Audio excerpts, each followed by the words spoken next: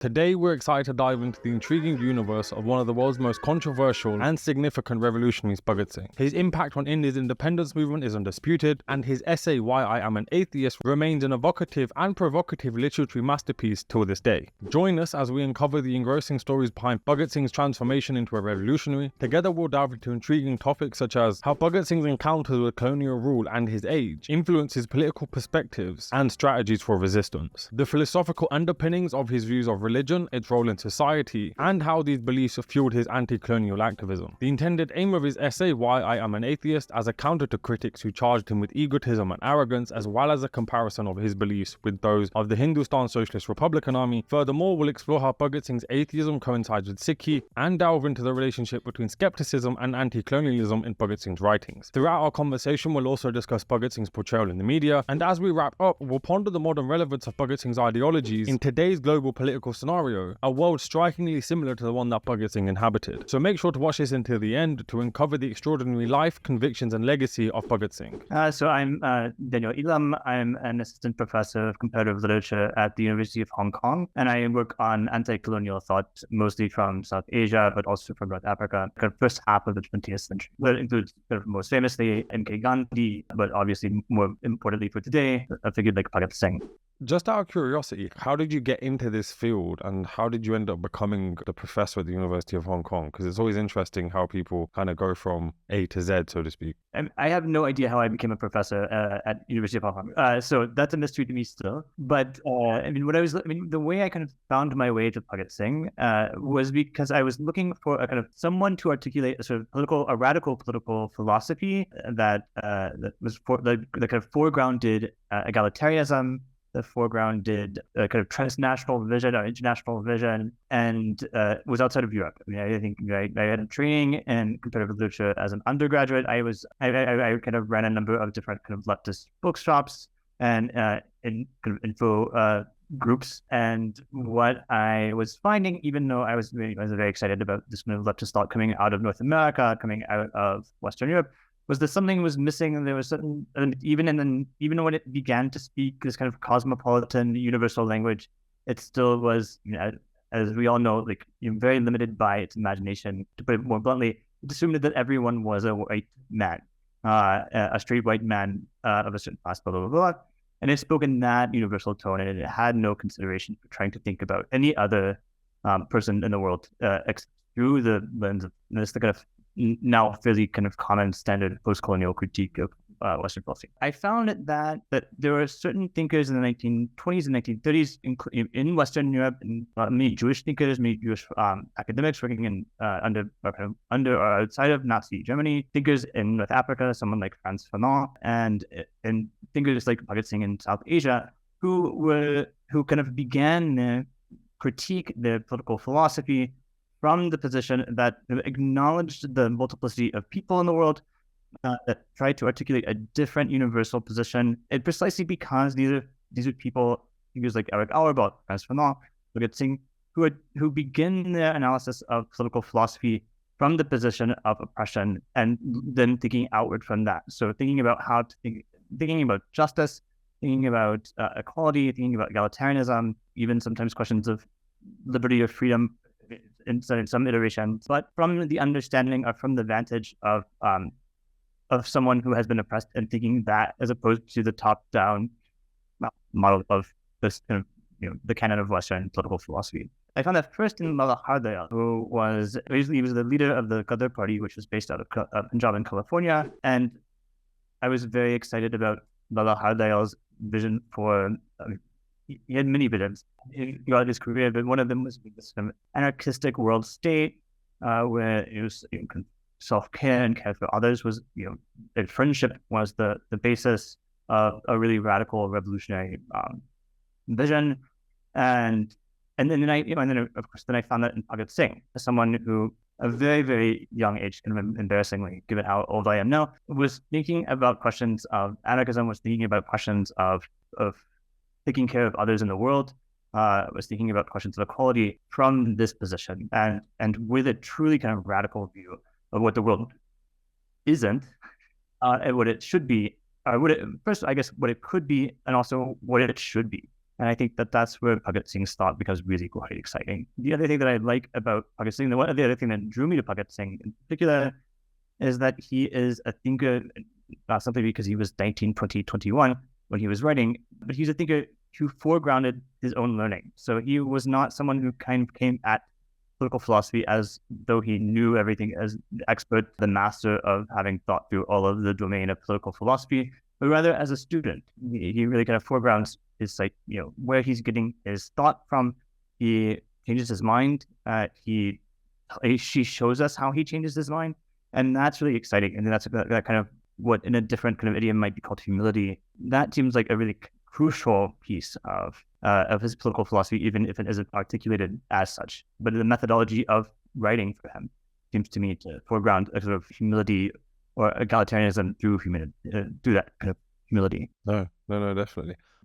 One question out of curiosity is how does his Sikh influence or his upbringing influence, and like, how does it influence anything? Like, as in, it must have played some part of creating who he was. And I guess what I'm actually trying to ask is, how did that influence him and kind of mold him? But then equally, how did that develop, I guess, in line with his own philosophy and his own political views of the world? That's a great question. I think another way of thinking that question, or at least the way that I have been thinking that question, is that Sikhism never disappears. Sikhism is at the foundation of his thought.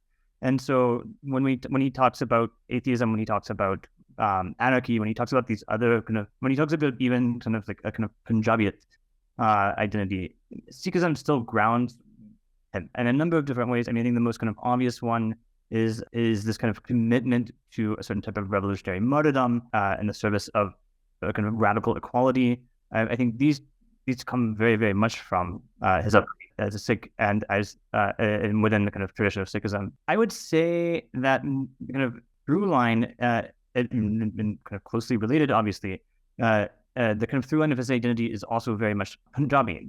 Punjab remains a really kind of central place for him to think about. He thinks the world from Punjab. In other words, he uses Punjab as a way to think about worldwide revolution, cosmopolitan brotherhood, and in a lot of his early writings, right, he's thinking about Punjabi script. He's thinking about the kind of very peculiar and it's certainly to tell you the very peculiar, for lack of a better term, multiculturalism of Punjab. And this is in the 1920s. So of course, right, this is a non-divided Punjab. And so much like the Gandhi Party, which really did a lot of work to think about how to bring Muslims, Hindus, Sikhs together, right? Punjab is the basis for thinking that. And the tragedy of Punjab is that the British took the chance to divide it along those very lines. I think Bhagat Singh, much like Har Dayal, much like the Gandhi Party before him, really thought about what cosmopolitanism, universalism, equality, egalitarianism looked like, with difference as the very basis for thinking that. He's very, very, very good at citing who he's getting his thoughts from. I mean, one of the main thinkers that he has certainly learned from is Lala Lajpat Rai, who has later been taken up as a certain xenophobic nationalist thinker, but who was actually a very kind of vibrant thinker of Punjab and thinking about difference and justice from within the context of Punjab. I think Bhagat Singh follows very, very much in line with Lala Lajpat Rai's mode of thinking. But what Bhagat Singh does with it is something much, in fact, in some ways, he's thinking about in a way that Lala Lajpat Rai hadn't fully. He's thinking about implementation, so a kind of radicalized implementation of this worldview of egalitarianism and such. Is that also perhaps his age? Like, he's a bit younger than Lajpat Rai, and there's also this kind of like energy that he has, perhaps, that he's like, well, I know it sounds silly, but when you're younger, you kind of think, well, like, it doesn't matter. Like, as in, I know it sounds stupid, but you kind of like, it doesn't matter if I die. Like, there's a greater cause. There's something that I'm working for. And I think as you get older, perhaps that maybe changes. Like, I don't know, maybe I'm just kind of generalizing it too much, but it just seems as though his youth, like, he's obviously executed, like, 27, 28? 23. He was very, very young. Oh, sorry, 23. So even younger, which is incredible, right? So I just, like, as in, you almost can't shy away from the fact that surely his age perhaps has something to do with how much, like, how radical he's willing to go, because there isn't, like, as in, he seems to just keep pushing the envelope. You're absolutely right. I think so much relies, so much of the Bhagat Singh that we have, right, because he died at 23, right, is a youthful activist, is a youthful political thinker, and youth is the thing that motivates exactly in the ways that you said, because the willingness to be sort of more radical than one is when one ages, the excitement, the anger. I mean, and these are things that Bhagat Singh has. I don't want to say because he's 19, but certainly being 19 helps in that moment. And there's a couple of people who've thought about this really, really seriously and really, really beautifully. And one is Chris Moffat, who is very, very interested in Bhagat Singh's youth and the question of what it means that Bhagat Singh died so young, what that means for his legacy. I think, it's very easy to speculate. So other thinkers like Irfan Hatib and Chaman Lal and many kind of thinkers about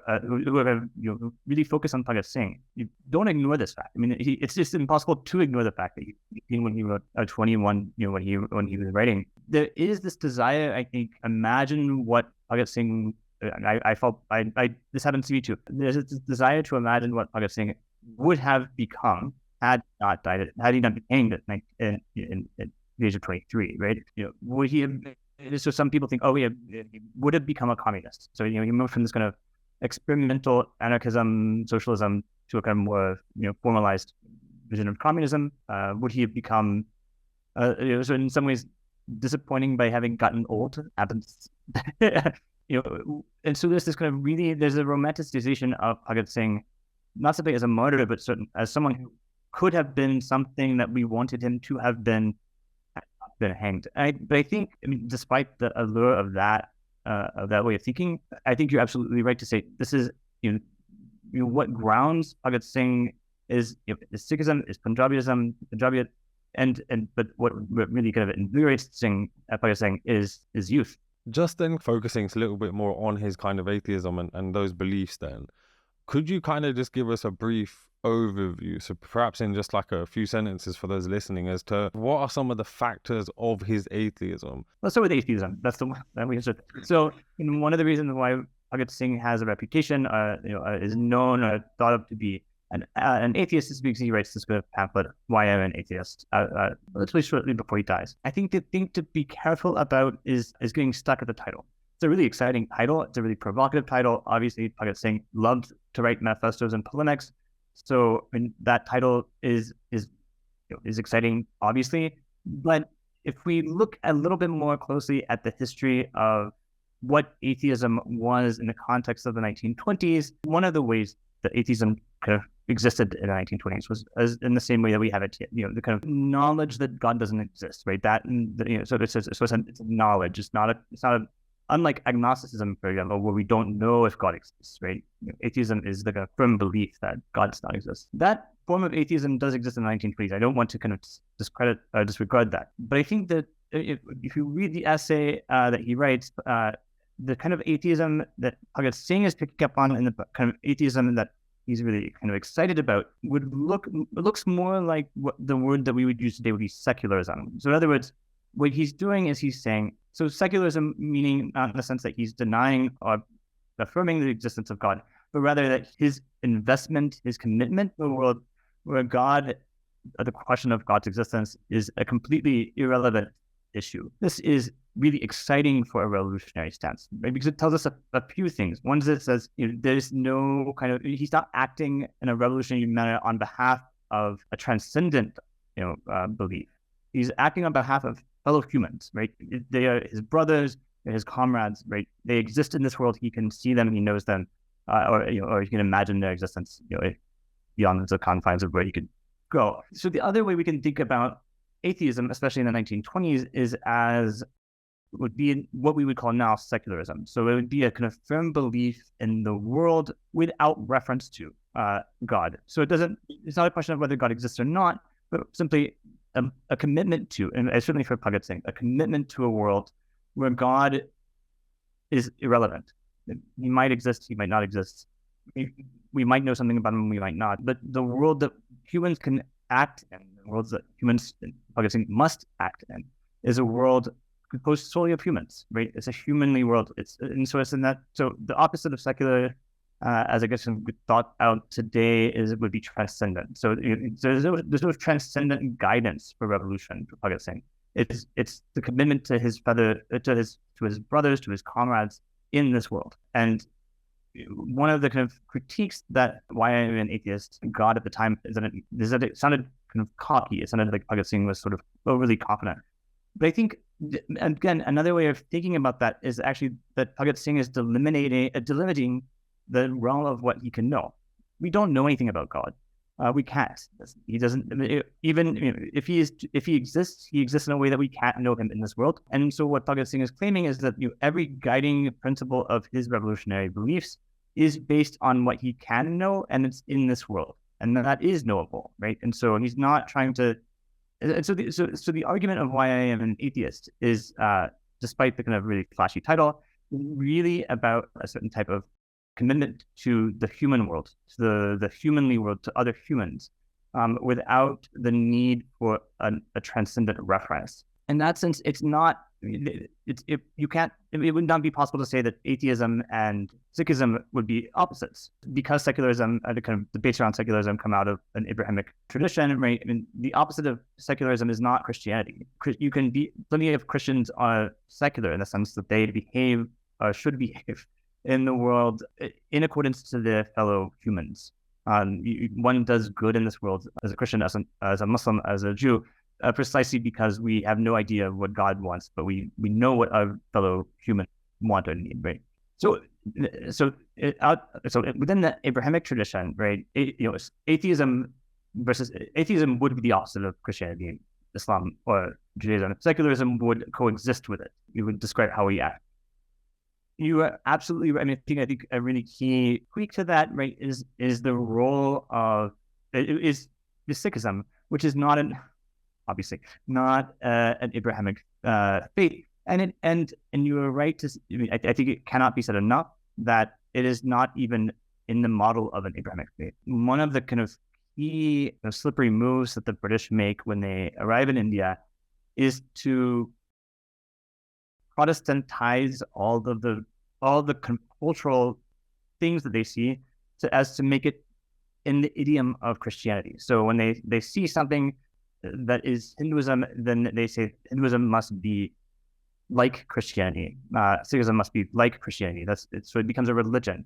But as we know in South Asia, right, Hinduism and Sikhism are not religions in the strict sense that they are kind of key texts with a very, very specific interpretive tradition, blah, blah, blah, blah, blah. They are kind of all-consuming cultural practices, and the environment that we breathe, right? They operate entirely outside of the logic of Buddhism, Hinduism, Sikhism, operate entirely outside of the logic of Abrahamic faith. The British were so desperate to make religions out of these not religions that they really closed down a number of key ways we can think about, or we should be thinking about, non-Abrahamic practices and faiths. And so again, this would be another kind of really exciting. I'm really glad that you brought this up. I think this is another really exciting way to think about Bhagat Singh as an atheist, is that his atheism is not the opposition to Sikhism, precisely because Sikhism doesn't operate as a religion with transcendent categories, but rather, Bhagat Singh's atheism is fully compatible with, it aligns with and meshes with his commitment to Sikhism. He never isn't Sikh. He never rejects Sikhism. He remains quite true to his Sikh upbringing, to Sikhism, the principles and philosophies of Sikhism. And so atheism in that sense is not, is kind of in keeping. What Bhagat Singh is trying to do is make atheism fully in line with the Sikhism that he knows. Would it be fair then to say that he's actually just saying whether God exists or not doesn't matter? It's not even something we need to deliberate, because actually all we need to focus on is you and I, as in the wider society, and how that should function. And that doesn't need to function in any way, shape or form in connection to anyone's understanding or ideas or beliefs of the divine, however you wish to describe it. That's precisely it. That's it, and you said it perfectly well. I think so many revolutionary movements all require a god to be the transcendent guidance or motivation for revolution. Bhagat Singh is thinking about a revolution which is motivated by this world, by the necessity of demanding and requiring an egalitarianism and justice in this world in the face of the colonialism, right? And so, right, you said it perfectly, right? And it's a certain type of commitment. God is simply, whether God exists or not is irrelevant. We don't have time to debate. I mean, for Bhagat Singh, I think he's someone who's thinking about time running out, and so debates around God's existence are wasting time. We would be bringing about brotherly revolution right now in this world. So obviously, reading through your paper, you demarcate that kind of Bhagat Singh's essay about why I'm an atheist differs from the Hindustan Socialist Republican Army's response, the philosophy of the bomb. So first of all, I actually never even knew about this other piece of writing, and I never actually realized that there was almost like not necessarily a competition, but there was kind of more branches to the tree, I guess is a better way of saying it. I guess first of all is, who is this other group and how do they work in connection with Bhagat Singh? And then also how do these papers contrast or kind of compare to one another? That's a really good question. Here's a kind of attempt at an answer for that. I mean, so I think,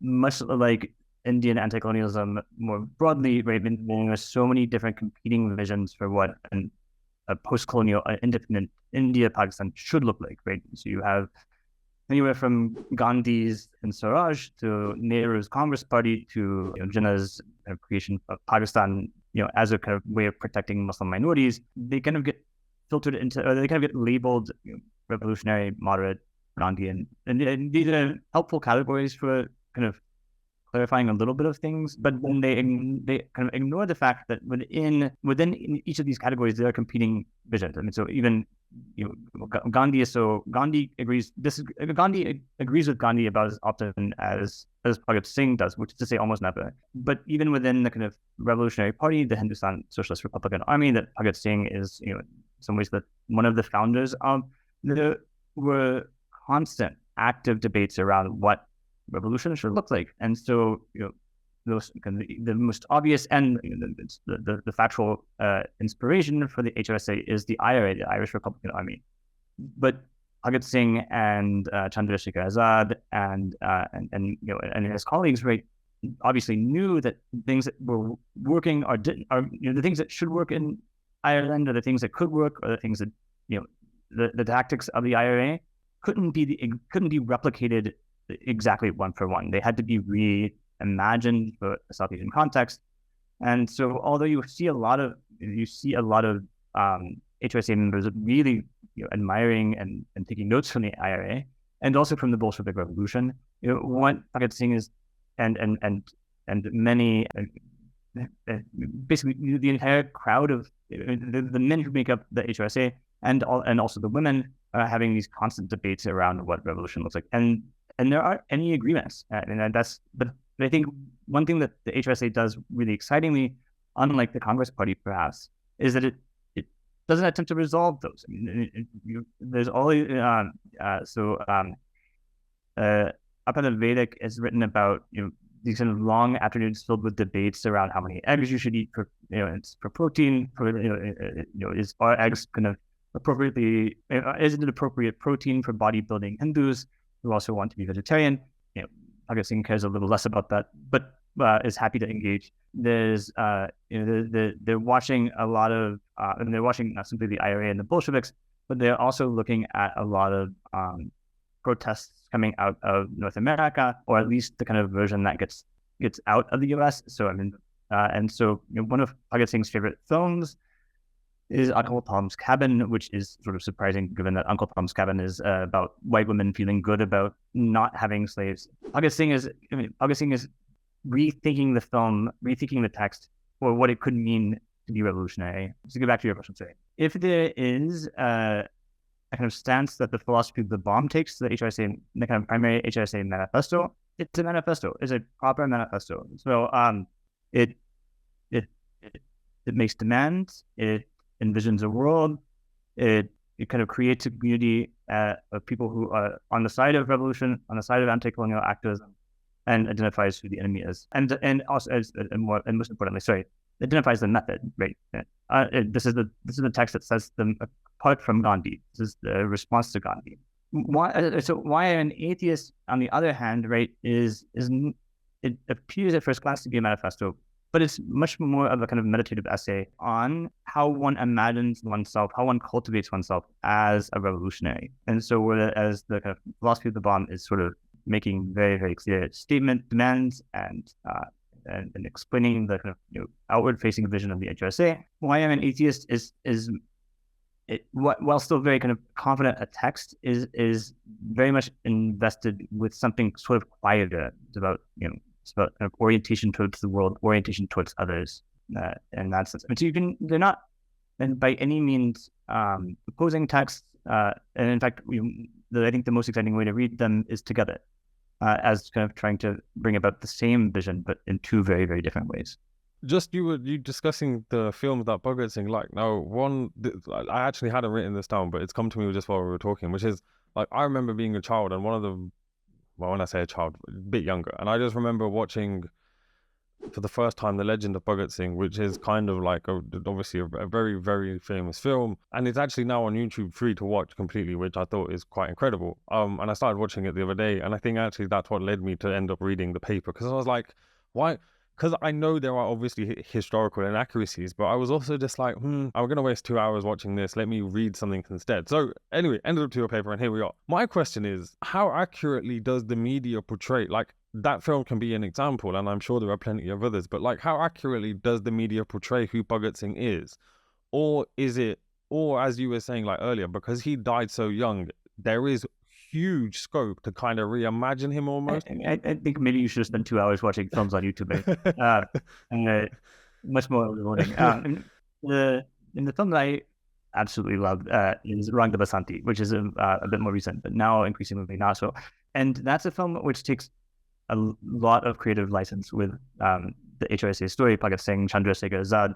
But I think that film tells us a lot about how it's possible to, like you said, what can be done with Bhagat Singh, because we've seen a lot. I mean, you can see across South Asia a number of different ways of taking him up. So there is, I mean, sometimes you find that Bhagat Singh appears in RSS documents and very far right, very horrifyingly xenophobic documents. He's kind of a hero within that tradition. I couldn't tell you how that gets worked out, the mathematics of that, because he's so young, because he kind of foregrounds his process and his learning, and in that he's still learning, and his ambivalence about all of these kind of various political forms. He's very easy to take up by any number of people. So, so the far right can take him and make him a hero. The far left can take him and make him a hero. He has something to say, or he has, you can find something somewhere in Bhagat Singh's writing to support that the claim that you want. I think Rang the Basanti gives us a good example of precisely how adaptable his afterlife, his legacy is, because it foregrounds that it's imagined. We romanticize that scene, which sort of didn't exist for Bhagat Singh, it existed for Chandrasekhar Azad, of the shootout with the police, right? We kind of imagine that moment where Bhagat Singh throws the bomb into the assembly and yells "Inqilab Zindabad," right? I mean, all of these moments are really great for taking a Bhagat Singh that we want and making him into who we want. And I think to go back to what you said earlier, it's precisely in some ways that he died so young, that youth was such a motivating factor for him, that it makes him especially adaptable to any sort of reading. I think for me, I think that's why it's all the more important to go back to do our best to go back to that moment where he's writing, and to remind ourselves that he's 20, to remind ourselves that his citations are in formation, to remind ourselves that to remind ourselves that we were once 20 and we were not as clear thinkers as Bhagat Singh. I certainly wasn't. But that to foreground that as part of Bhagat Singh's process and legacy seems to be a way of guarding off, that kind of infinitely adaptable afterlife that he seems to be able to take. I mean, I would be curious to hear more. Like, I mean, how do kind of Sikh insurgency movements after 1945 pick up this, the martyrdom of Bhagat Singh? I think what's interesting is because of the fact, and this is partly why I wanted to do this podcast, is because there is not a confusion. I think there's an ambivalence towards Bhagat Singh because of the fact that he declares, I know we've discussed it, but just going back to like the general knowledge, he declares he's an atheist. And I think unless you kind of do dig a little bit deeper and kind of figure out what's really going on, you take it for face value. So I think for some, there's an ambivalence because he's not taking up the fight directly under the banner of Sikhism, if that makes sense. Whereas a lot of the insurgency, especially from the 70s onwards, is directly declaring it under the banner of the Sikh Brotherhood, so to speak. And so it's not to say he's not accepted. Like, he is widely celebrated on his Shaheedi day, as we would call it, on his martyrdom day, equally on his birthday. And that's also, I guess, because he's the son of Punjab. Like, he's seen as coming from the soil, just like Udham Singh. And again, what's interesting is they're accepted as martyrs or as shaheeds within the Sikh tradition, although they themselves, for like this is just talking in kind of general, they themselves haven't taken on the whole Sikh garb, if that makes sense. So they're not like, they cut their hair. Udham Singh is I think when he's hung or whatever, like, he's started to grow his hair back. But Bhagat Singh, like, he's like, his photo, the famous photos of him is in a mustache with his hat on, right? Like, when you think of a Sikh, you don't think of that per se. So I think that has had an influence on how much he's been accepted.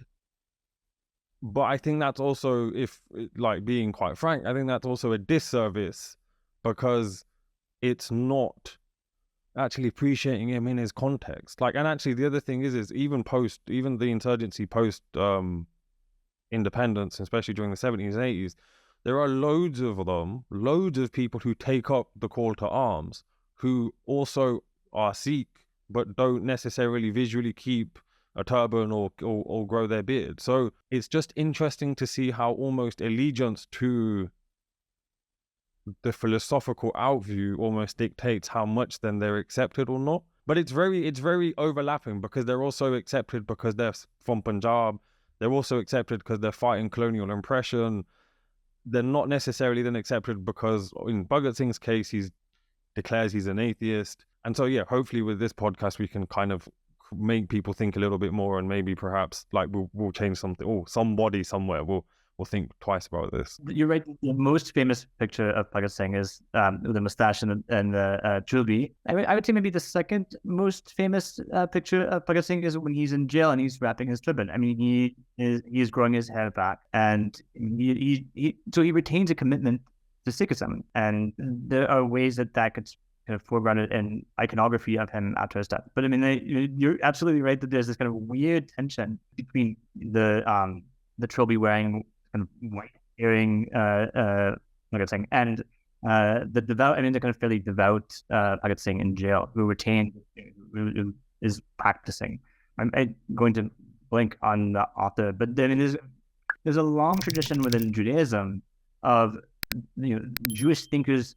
The Jewish thinkers that we kind of go to think Judaism were themselves kind of ambivalent about Judaism. So, I mean, there's a book called The Non-Jewish Jew, which is very much about this kind of the key figures of iconography of a kind of interpretive tradition within Judaism were a little bit on the fringe, had half a foot out the door, or were contemplating it.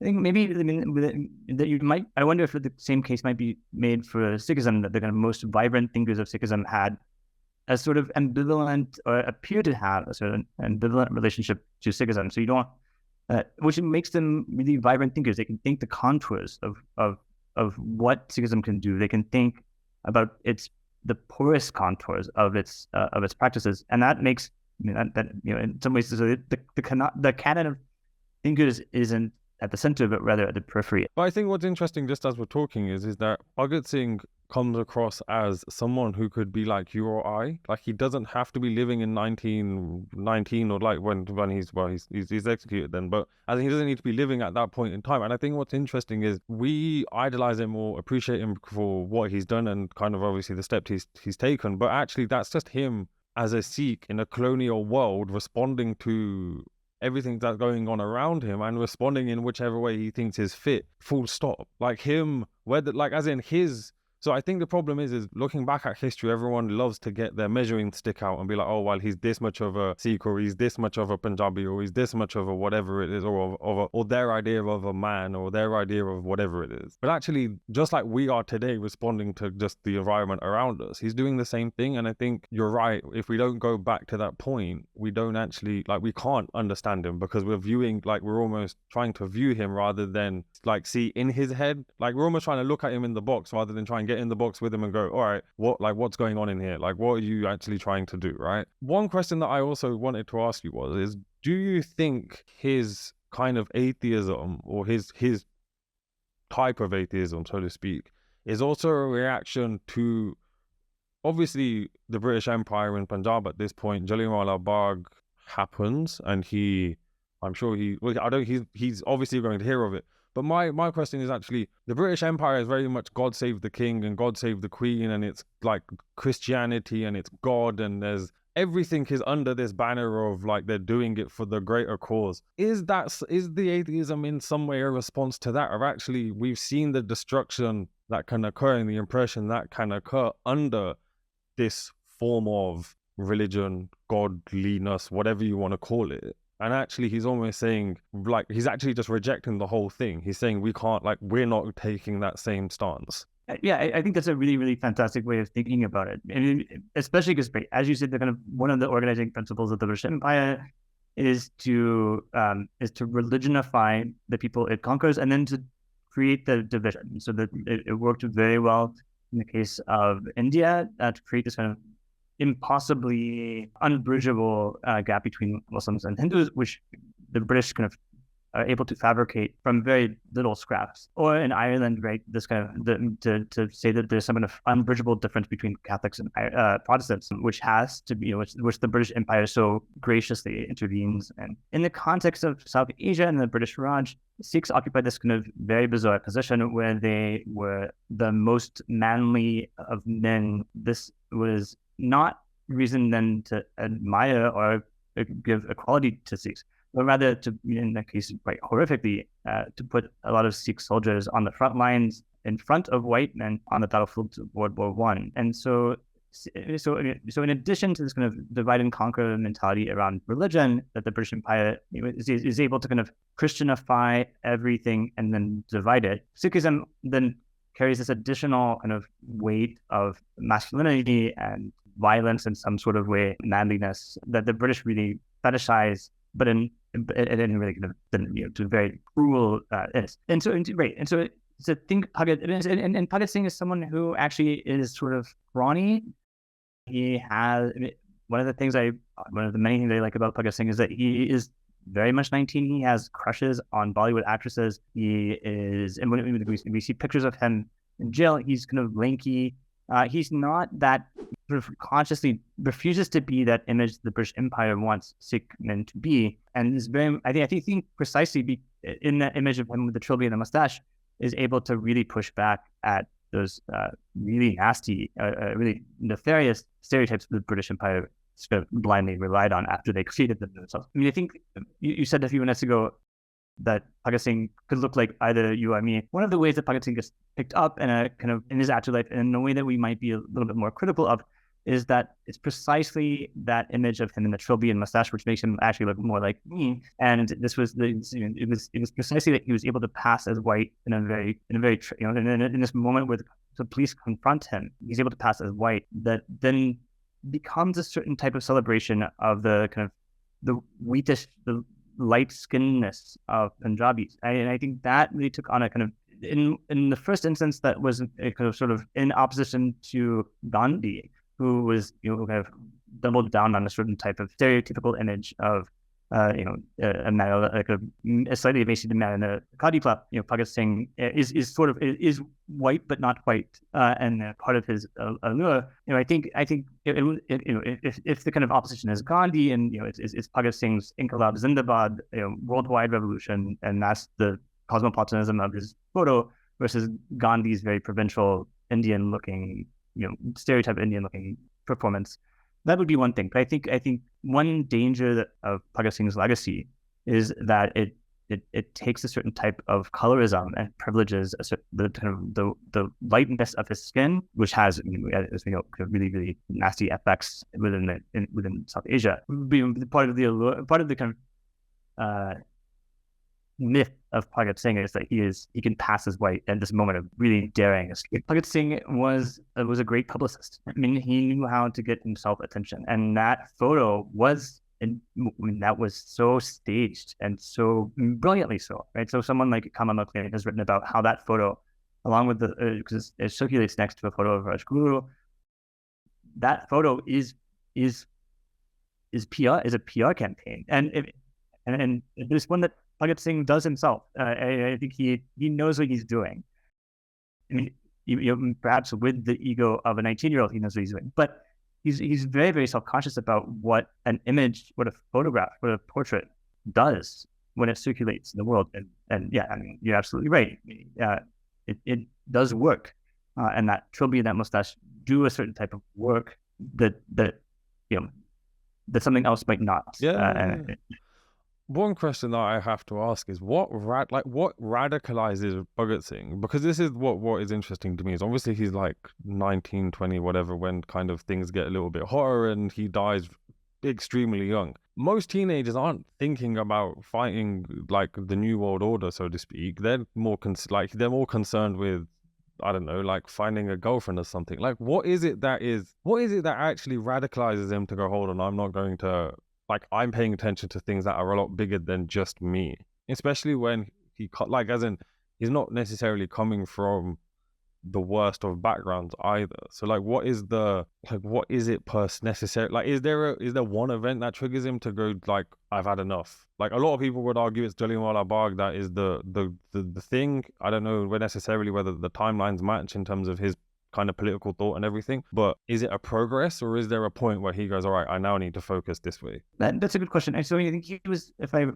remember the math correctly, he was about 12 and not an amateur when trying to, but when he tells a story of his own radicalization, his own revolutionary, Jallianwala Bagh stands at the center. It was so wildly violent and such an egregious act of massacre and maliciousness on behalf of the British Empire that, of course, right, it changed Punjab forever. And so even if you were 12 and not an Amritsar, you must have been changed by it. Again, to go back to the person who really kind of, his teacher was Lala Lajpat Rai. And I think Lala Lajpat Rai did, and it's precisely because he came from an educated background that had access to, English and French political philosophy, and that he was able to kind of absorb and synthesize and rework. It was the kind of combination. It was his education, and then his education under Lala Lajpat Rai in Lahore, which really pushed him, I think, to be revolutionary. The moment where he becomes a revolutionary, becomes Bhagat Singh, is when Lala Lajpat Rai is beaten to death. And so part of what Bhagat Singh's mission becomes is to avenge Lala Lajpat Rai's death. I think, certainly I was at 19, right? I wasn't avenging anyone's death on behalf of an anti-colonial mission. And so we should admire someone who had that, who had the kind of clarity of the importance of the task, even if it had some fuzzy, even if all the strings weren't tightly tied. But again, I think what's so exciting about Bhagat Singh is that although, he becomes a revolutionary in a really clear sense and a really dedicated sense. He becomes a martyr, and he knows that kind of going on very early on. He's still a 19-year-old boy, and so he's like all of us when we were 19. He has crushes. He has like teenage boy obsessions, and so what's exciting about Bhagat Singh is that you can be a revolutionary and still be 19. you can be revolutionary and still have crushes on actresses. They're not opposed. You can, and so, this kind of mythologization of the revolutionary as someone who is ascetic, who gives up a kind of worldly life in favor of, pure activism. Bhagat Singh reminds us that that's not the case. You can go to the movies, you can have your friends about eggs, you can have crushes on Bollywood actresses, and you can still act on behalf of a really radical anti-colonial. And that's the kind of ideal revolutionary, is someone who can do all of that at once. Definitely. And this is what I enjoy about these conversations, is we get to get a better picture of what we're discussing, because obviously we have like a very popular manufactured narrative of who Bhagat Singh is. Just then mapping Bhagat Singh's thought in kind of the wider context, how then does Bhagat Singh's connect in kind of the more global conversation surrounding religion, philosophy and anti-colonialism, especially post-World War One, which obviously has a huge influence on everything? Another way of reading Bhagat Singh would be is that he is a phenomenally clear synthesizer of the 1920s, of the post-World War One internationalist moment, a phrase that Ali Raza used. And so what you see him doing in the Jail Notebook, and his pamphlets and his manifestos and his writings and his articles is really trying to capture this global conversation around anarchism, socialism, communism, revolution, atheism, secularism, and he's able to sort of synthesize it in a surprisingly clear way in a 3-page essay, for a newspaper. And so what you see in Bhagat Singh's writings, even kind of the really early ones when he began writing, is someone who is very well aware of the wide range of political philosophy that's being after World War One. There seems to be this wild proliferation of pessimistic utopian political philosophy. Bhagat Singh is someone who seems to have read all of it and is really kind of taking it very seriously. So you see traces of French revolutionary thought, you see traces of Lenin and of Trotsky and the Bolsheviks. You see writings from Thomas Paine on the American Revolution. You see Uncle Tom's Cabin. All of these things. So this kind of incredibly wide range of views that Bhagat Singh is able to synthesize as revolutionary. In 2023, it's kind of difficult to read Uncle Tom's Cabin or even some Thomas Paine or even Robespierre. These are difficult thinkers to make revolutionary again. But in Bhagat Singh's mind, they were very much able to be revolutionized in the service of an anti-colonial mission. And so in some ways, I guess the parallel would be, if Bhagat Singh is able to take, a sort of someone like Herbert Spencer. Bhagat Singh is able to take Herbert Spencer, who seems to be an impossibly British liberal, imperial straight white man. If Bhagat Singh is able to take Herbert Spencer and render him an anti-colonialist in that moment, right? Then he is someone who is aware that afterlives are very much up for grabs. It's not surprising that his own afterlife is very much up for grabs. But he's someone who really shows you he synthesizes or brings together, or at least kind of takes note of this wide range of political thought that becomes available around the world after World War One, but especially in India, given a number of different changes in publication houses and circulation of texts, most notably through the Gandhi Party. So a lot of the texts that Bhagat Singh would have access to would have come from California, would have been collected by the Gandhi Party and brought back by members or brothers of members or someone like that. And so a lot of the kind of really sort of fringe American philosophy around free love and thinkers like Emma Goldman and there's some really weird stuff happening in the US that doesn't make much sense, but it's kind of exciting to read. He has access to that because they were published as cheap pamphlets that the Gandhi Party had access to, that made it back to Punjab. So the other thing that Bhagat Singh shows us is there's this kind of global circulation of ideas and texts in both the kind of intellectual way, but also in a really physical way. He has access to books and thoughts in a way that hadn't, kind of previous thinkers hadn't had access to that kind of catalog of political philosophy. I guess it's like the internet today for them. It's almost like it's almost like he's being like connected to a mainframe of information that he's able to use. No, definitely. Penultimate question, which is, what is the connection even between doubt and anti-colonialism in Bhagat Singh's writing? And I guess this must come back to his atheism in terms of, like, even that conversation of whether God exists or not involves a reason, like an element of doubt, which actually is just going to like you're never going to get out of it because you're just going to continue to, well, you can just keep doubting that, right? So is he almost arguing at this point that there are only some things we can be sure of? Is that kind of where he's going with that? It may be. I think the way that I read that doubt, or that kind of foregrounding of doubt, is Bhagat Singh really trying to position himself as a perpetual novice, as someone who is still in the process of putting together these various thoughts. And so, doubt is another. The assertion of doubt is another way of kind of asserting one's own anti-mastery. I think, for me, at least in the context of the British Raj, mastery and self-mastery were the idioms that the British would recognize as properly then deserving of independence. For someone like Bhagat Singh to say confidently, I don't know, I have these doubts, is to play a really exciting kind of in my mind, revolutionary game where you kind of rethink mastery as the key piece of anti-colonialism, and you put anti-mastery, you put novice, you put beginner, learner, student. You put these as the categories from which to think a revolutionary world, not the master. Because one doesn't want to replace the British masters with other masters. One wants to abolish mastery altogether. And so I think doubt becomes a really exciting way to get at that question. And I think that's what's exciting about how Bhagat Singh uses doubt in an admittedly very confident way, but how he foregrounds doubt in his own thought. Incredible. That I wouldn't like, that's like, this is why I love this, because half of the answers I get, I'm like, geez, man, this could be a whole podcast in itself. So no, thank you for that. This is a question that I think is really exciting, just simply because of, well, I don't know, it's because I've got older and I'm more aware of what's happening in the world, or it's just because the world's more crazy, I don't know. But what contemporary relevance do you think Bhagat Singh's ideas, not just necessarily on atheism and anti-colonialism, but just kind of his whole philosophical outview and everything that he kind of brings, but also I like this kind of element of doubt that he also brings, because he's saying he doesn't know everything, so he's bringing what he has and then also saying, well, hold on, I can learn a whole lot more, and there's still a whole lot more to go. But what relevance do you think his philosophy, his worldview, his ethics would have in today's global political climate? Like, I don't know, is there like a news story that you read and you were like, man, Bhagat Singh wouldn't have, like, as in, I don't know, like, as in, like, how do you think it would have fit, or what, I guess, could we learn from Bhagat Singh in today's kind of landscape?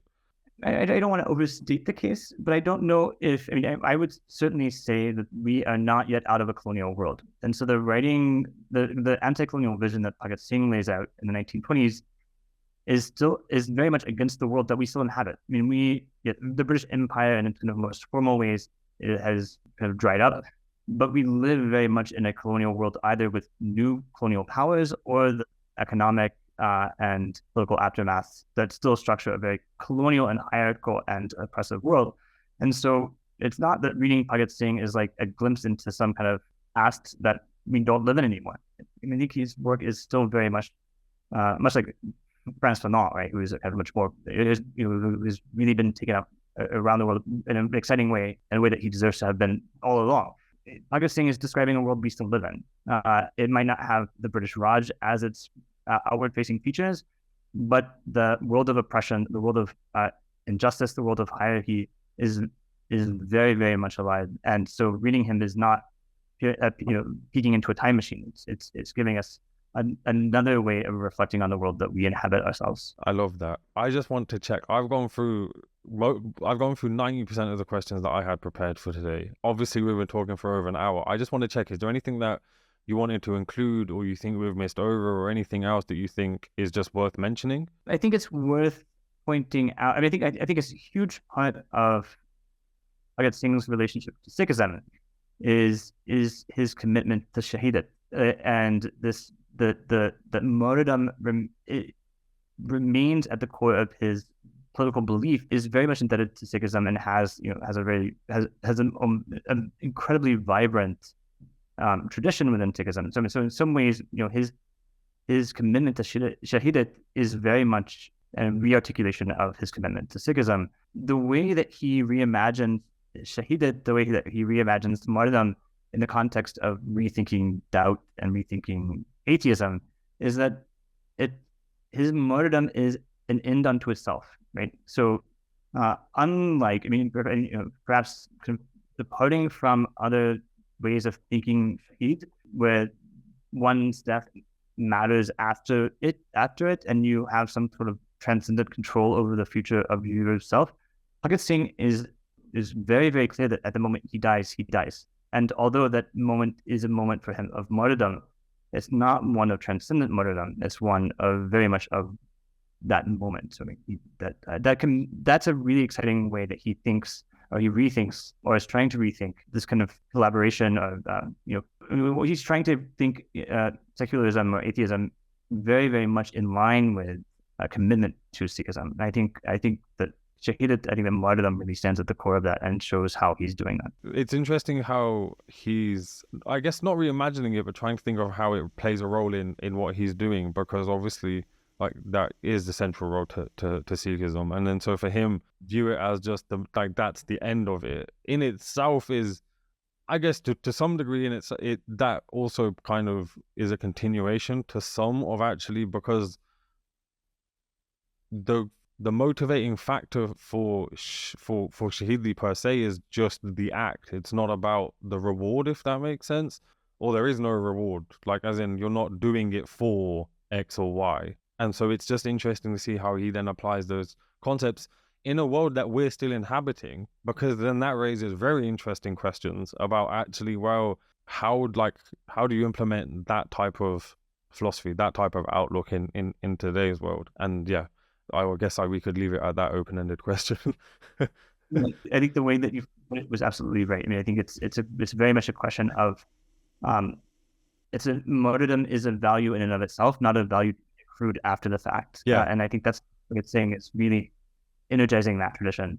Because it's not a reward, isn't it? It's not like, I guess in some Judeo-Christian traditions, you have this idea of, like, so if I die, I'm going to heaven, and if I do X, I'm going to get this and whatever, and this and that. That doesn't exist in the same way in the East, and it definitely doesn't exist in that concept of Shaheedi within Sikhi, because the goal is just the goal, like, as in, death is death. And I think also the issue there is that the concept of death and the understanding of death in the East, and especially within the Sikh tradition, is radically different to, I may be incorrect here, but radically different to anything that I've seen coming from Judeo-Christian traditions in terms of, like, of just their understanding of it. And it's amazing to then see how Bhagat Singh, at such a young age, is trying to understand how that actually works, because we can theorize it and we can discuss it, but he's actually saying, well, all right, like, what if I actually do it? He is facing death at that moment, right? So he doesn't have no other choice, right?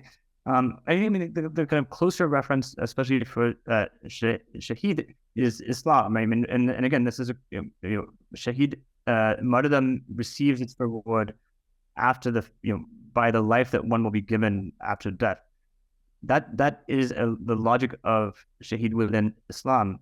That's not the logic of Shaheed within Sikhism. And I think, that's how I think, I think that's why Bhagat Singh is bringing this question of atheism to very much in conversation with Sikhism, not as opposites, but actually as the way of thinking what martyrdom means in and of itself. Yeah, and that's interesting, because actually Shaheedi within an Islamic context is theism, in the sense that there has to be a God for the reward, whereas we're just saying that actually those questions don't even matter. It's actually just about the act, which in of itself is divine.